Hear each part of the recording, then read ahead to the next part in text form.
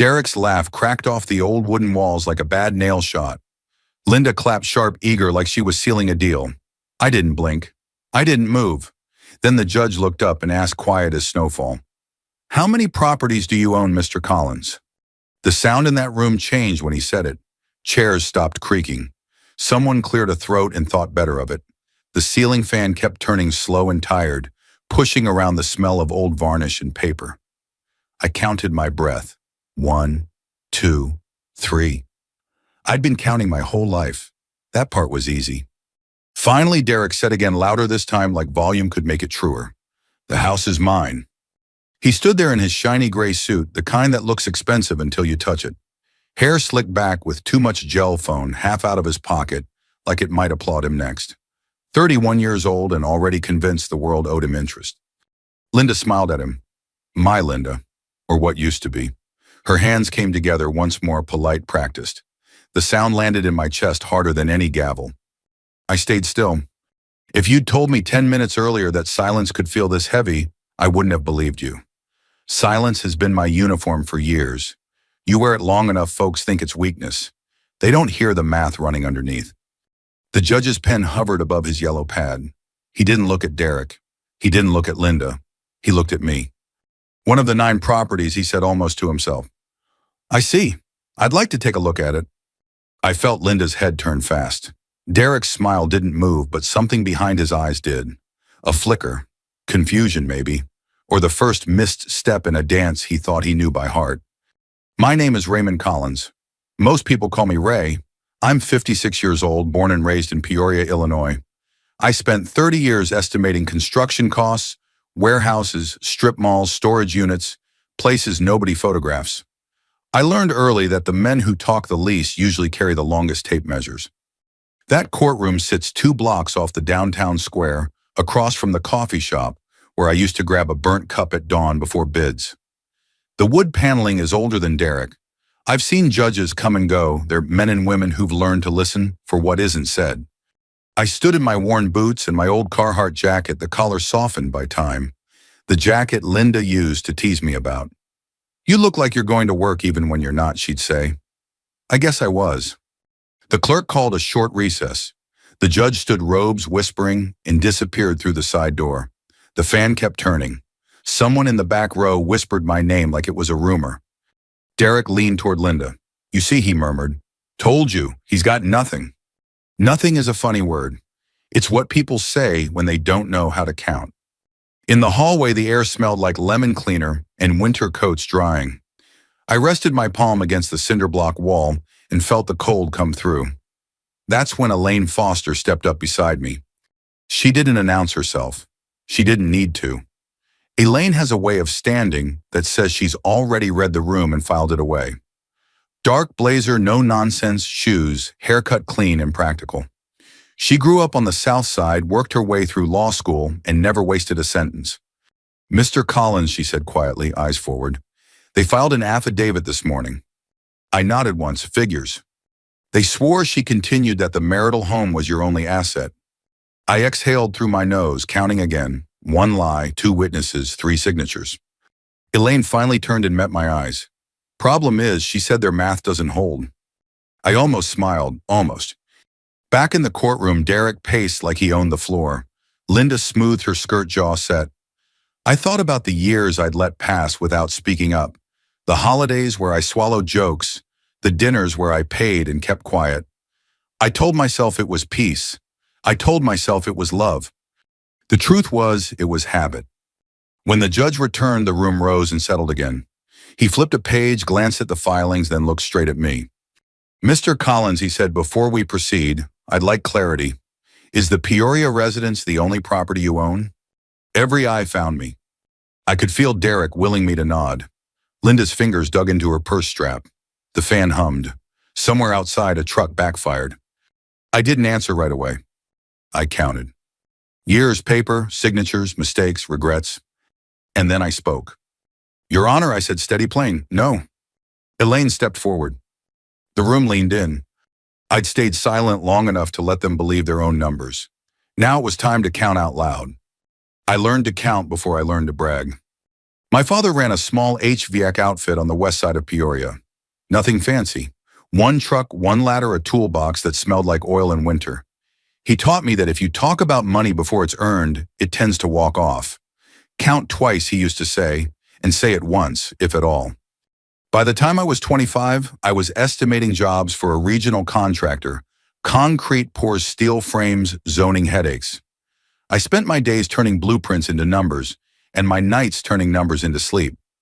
Warehouses don't clap when you get them right. They just stand there and don't fall down. That suited me. My first wife, Mary, understood that kind of quiet.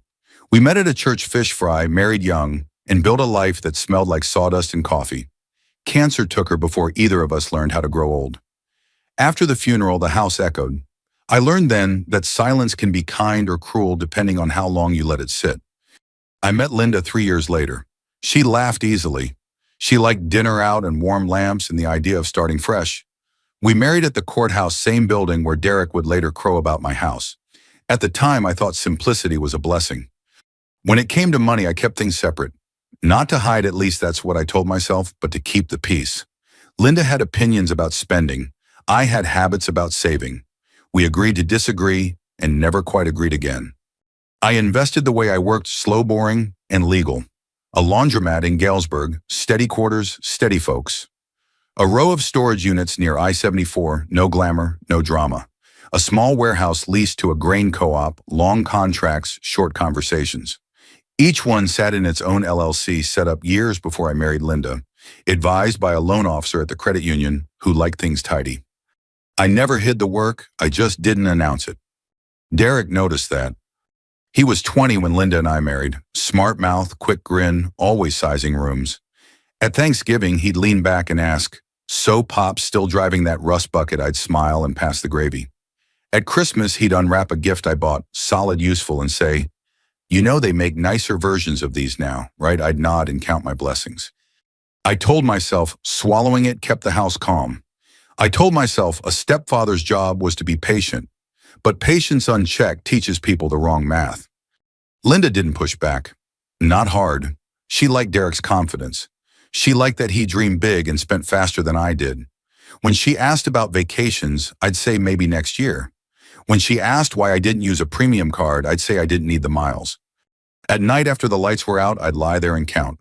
Bills paid, properties steady, marriage uneven. The lawsuit woke me up. Reading their filing felt like discovering someone had been using your name to open accounts you never authorized. The language was clean, confident, wrong. They claimed the Peoria house was marital property alone. They implied there was nothing else to consider. Nothing else. Elaine didn't sugarcoat it. We sat in her office blinds, half-open, traffic humming below. "You let them believe you were broke," she said. "People tend to take that personally when they find out it's not true." "I didn't lie," I said. She nodded. "You didn't correct them either." That landed. I thought about all the times I'd chosen quiet because it was easier, about how keeping the peace had slowly trained them to underestimate me. I wasn't angry yet. I was disappointed in them, sure, but also in myself. I didn't want money to be the thing I said. Elaine folded her hands. "Money isn't the thing," she replied. "Truth is." On the drive home, prairie winds shoved the truck around. I passed the turnoff for the storage units and didn't take it. I wasn't ready yet. I needed to count something else first. Mistakes. I'd mistaken patience for protection, silence for strength. I'd counted on gratitude where entitlement had been growing interest. By the time I pulled into the driveway, the house looked smaller than it used to, or maybe I'd finally learned how to measure it. Inside, Linda was on the phone. She lowered her voice when she saw me. "We'll talk later," she said, eyes sliding away. I stood there, keys in my hand, listening to the quiet, counting what I'd built, counting what I'd ignored. And for the first time, I wondered if playing broke had been the most expensive habit of all. The VFW Post 118 sits off a side road that smells like fried fish on Fridays and old stories the rest of the week. I've been stopping there since my estimating days, back when a cheap beer and a bad jukebox could sand the edges off a long bid cycle. You don't go there to be impressed. You go there to remember what matters. That night, I didn't plan on staying. I just needed air somewhere that wasn't the house, somewhere my thoughts could stretch out without tripping over furniture. The prairie wind shoved at the door when I went in, then died behind me. Warmth took over. Neon hummed. A couple of vets argued quietly about a Cubs lineup from 10 years ago. I ordered a light beer and took the stool near the wall. The jukebox crackled to life, Merle maybe, and I counted the scratches on the bar top while I waited for the foam to settle. That's when I heard Derek's laugh. It came from the back booth, loud enough to cut through the music. The kind of laugh that expects company. I didn't turn. I didn't need to. Linda's voice followed, brighter than usual, pitched up like she was trying to sound younger than she felt. I angled my shoulder and listened. Derek lifted his glass. To new beginnings, he said, and old houses that finally change hands. Linda clinked his glass. Ice chimed like loose change. You earned it, she said. My beer tasted flat. Derek kept going. He always does. Guy spent his whole life counting bolts and bricks, he said. Didn't even know what he was sitting on. I mean, 9 properties, please. If he had anything, we'd have seen it. Someone else laughed, not loud enough. My hand tightened around the bottle.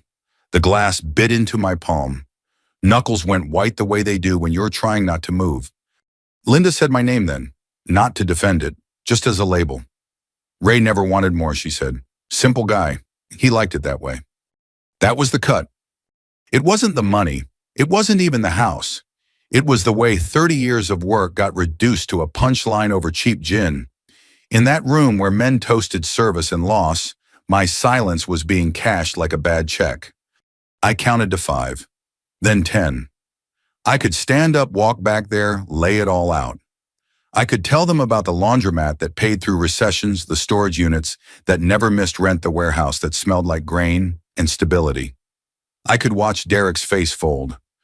But I didn't. Because once you speak, you can't choose who hears you. And I needed the right room. I finished my beer slow, paid in cash. As I stood, Derek said one last thing louder than the rest. Tomorrow, he said, we're free men. I stepped back into the wind and let it hit my face. Cold cleared the noise. I drove home with the radio off, headlights carving a narrow truth through the dark. Sleep didn't come easy. It circled, kept its distance. I stared at the ceiling and counted the cracks I'd never fixed. I thought about Mary, about promises that don't expire just because you stop saying them out loud. The next morning, I sat across from Elaine again. Same office, same blinds, different man. They celebrated, I told her. She didn't ask where. She didn't need to. What do you want to do, she asked. I looked at my hands. They were steady. I want them to stop laughing, I said, legally. Elaine nodded. Then we count carefully, she said, and we accept the risk. She laid it out plain. Derek had signed an affidavit swearing I owned nothing beyond the Peoria house. That statement wasn't just wrong, it was sworn. If we proved otherwise, it wasn't a misunderstanding. It was misrepresentation. Maybe worse. But she added, once we open the books, everything's visible. Old filings, old signatures. If there's a gap, they'll try to pry it open. I thought about a missing form from years back. A transfer I'd filed during a snowstorm when the clerk closed early. I'd meant to follow up. I'd counted on memory. Dignity says walk away, Elaine said. Justice says speak. I took a breath, counted it, let it go. I'm done being counted out, I said. Elaine smiled just a little. Then let's do the math. Paper has a smell when it's been asleep too long. Dust and ink and the faint bite of metal clips that have held their ground for decades. I hadn't opened the safe in the basement in years, not really. I spun the dial by muscle memory the way you do with old routes home and listened to the click that meant the past was about to speak. Elaine wanted everything. Not summaries, not assurances. Originals where possible. Copies where not. We don't impress judges with confidence, she'd said. We impress them with paper. I spread folders across the dining table like a contractor laying out plans. LLC formation docs, deeds, lease agreements. Old tax returns that still carried the typeface of a different decade. I counted each stack. 1, 2, 3. I'd been careful. Careful usually pays. Until it doesn't. The gap stared back at me from a yellowed checklist Elaine had given me. Transfer confirmation 1998. The warehouse interest. The one I'd rolled from my personal name into an LLC during a February storm so bad the courthouse closed at noon. I remembered the slush on my boots, the clerk's tired smile. I remembered telling myself I'd come back with the stamped copy. I never did. I drove that afternoon with the radio low, windshield wipers beating time. First stop was the credit union on Knoxville Avenue. Same brick building, same smell of carpet cleaner and coffee. A woman named Carol still worked the counter, gray hair now, glasses on a chain. She remembered my father. She remembered me. Counting again, she asked friendly. Trying to, I said. She pulled archived records, slow but thorough. We found most of what I needed, not the missing piece. Next, the warehouse. The lot sat quiet under a pale sky wind, whirring the loose metal on the loading bay. I stood there and listened to it rattle like an old man clearing his throat. This place had kept food moving when other things stopped. I'd skipped my niece's graduation to close that deal. I counted the cost then. I counted it now. At the county records office, a young clerk tapped at a keyboard and shook his head. Digital only goes back so far, he said. Older stuff's off-site. How far, I asked. He shrugged. Depends who boxed it. That night, I ate a sandwich over the sink and thought about all the times I'd chosen later. Later is a lie that charges interest. Elaine called. Any luck? Not yet. A pause. We'll keep digging, she said. But understand if they sense weakness, they'll lean on it. I know, I said. And I did. Derek leaned on anything that bent. 2 days later, I drove to a storage facility an hour out, the kind with long aisles and fluorescent lights that hum like they're tired of working. A retired county worker named Bill met me there. He moved slow, but his memory was sharp. Snowstorm year, he said, squinting. Yeah, we boxed a bunch and sent it out. He disappeared between rows and came back with a cart. Cardboard boxes labeled in thick marker. I counted breaths while he searched. 1, 2, 3. He pulled a folder and set it down. This one. My name sat there in faded ink. The stamp was clean. The date was right. Relief is a quiet thing when you've lived long enough. It doesn't shout. It sits. Back at Elaine's office, we built the order. Not flashy, clear. The laundromat spoke for itself, steady income, no drama. The storage units did the same. The warehouse closed the loop. We didn't list all 9 in detail. We didn't have to. We proved the count was wrong. Still, doubt crept in at night. What if winning meant losing the last illusion I had? What if silence had been my shield and speaking would leave me bare? Elaine saw it on my face. This isn't about money, she said. It's about being named correctly. The morning of the hearing, I put on the same jacket. I counted the buttons. I left the house keys on the counter. Some things you don't take back. In the hallway outside the courtroom, Linda walked past me. She didn't stop. She didn't have to. I'd already stopped pretending. When the bailiff called us in, I felt calm, not numb, ready. I'd done the work. I had the paper. Whatever happened next, I wouldn't be guessing anymore. The courtroom sounded different the second time. Same walls, same fan. But the air had weight now, like a storm deciding whether to break. Derek stood straighter than before, chin up, suit pressed. Linda sat close to him, hands folded, lips tight. They didn't look at me, not once. I didn't take it personally. People avoid mirrors when they're not ready for what they show. The judge entered, settled, and flipped through the file. Paper whispered. A cough echoed from the back row. I counted the seconds between breaths and felt my pulse slow to match them. Mr. Collins, the judge said, will continue. Derek's attorney spoke first, confident, clean. He repeated the claim. The Peoria house, the marriage, the assumption that there was nothing else worth discussing. He said it the way people say facts they've never checked. When he finished, the judge nodded and turned to Elaine. Ms. Foster. Elaine stood. She didn't rush. She didn't smile. Your Honor, she said, we'll begin with Exhibit A. She handed the clerk a folder. It slid across the desk with a soft scrape that carried farther than you'd expect. The defendant owns a laundromat in Galesburg, she said. Formed under Collins Wash LLC in 2009. Premarital. Profitable. Documented. A ripple moved through the room. Not loud, just enough. Derek shifted his weight. Elaine continued. Exhibit B, storage units off Interstate 74. Collins Storage Holdings. Deed and lease agreements included. Linda's hands tightened. Her knuckles went pale. She leaned forward like she might interrupt, then thought better of it. Exhibit C, Elaine said. A warehouse interest leased to a regional grain co-op. Transfer confirmed in 1998. She paused. Let the date sit. Derek's smile finally cracked. Not all at once, just a corner. Elaine didn't list everything. She didn't need to. She set the stack down and looked at the judge. Your Honor, the sworn affidavit submitted by Mr. Derek Collins states that the Peoria residence is Mr. Raymond Collins's sole asset. The judge looked up. Is that so? Elaine nodded. It is sworn, and it is incorrect. The room leaned in. Chairs creaked. Someone whispered Derek's name like a warning. The judge turned to Derek. You signed this. Derek swallowed. Yes, Your Honor. Did you read it? Yes. And at the time you signed, the judge said evenly you were aware of these other properties.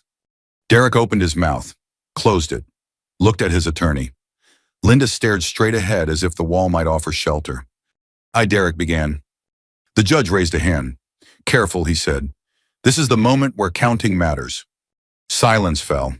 Not the comfortable kind, the kind that tells the truth it's about to speak. Elaine finished it.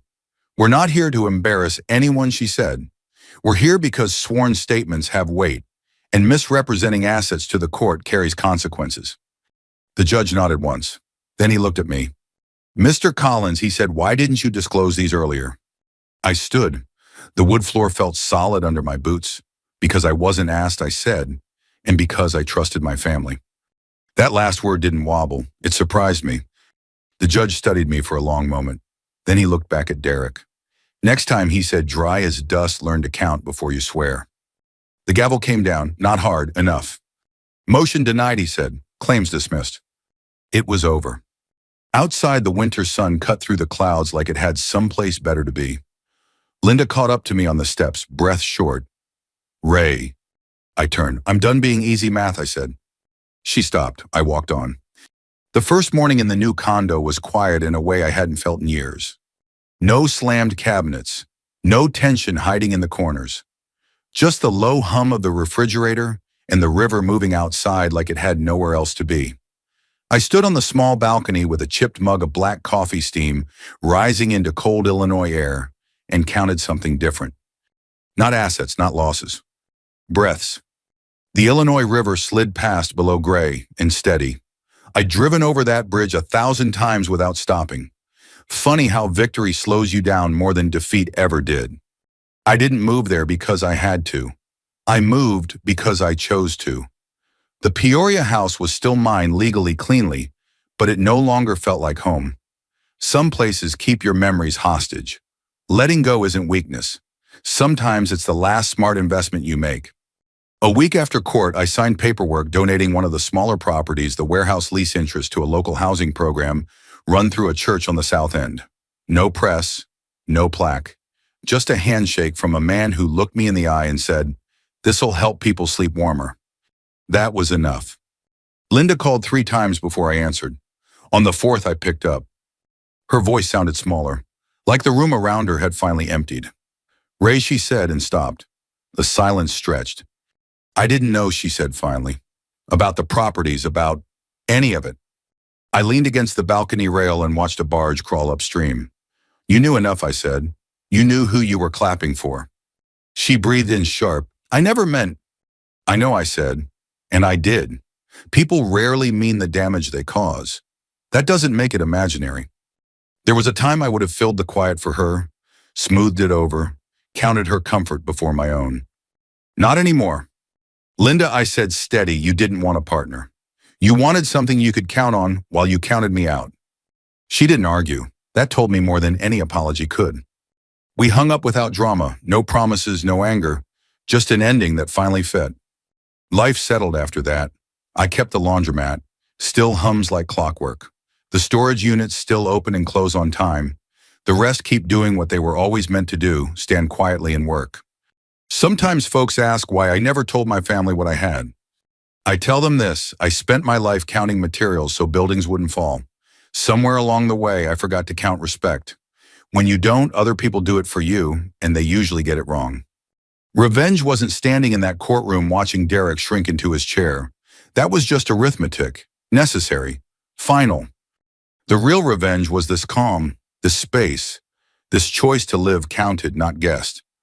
If you've ever been underestimated because you stayed quiet, if someone laughed while you held your tongue, Remember, this silence can be strength, but only if you're ready to speak when it matters. If this story made you pause or reminded you of your own quiet battles, consider sharing it with someone who might need it. And if you believe stories like this still matter about dignity, patience, and standing up the right way, subscribe and stay with us.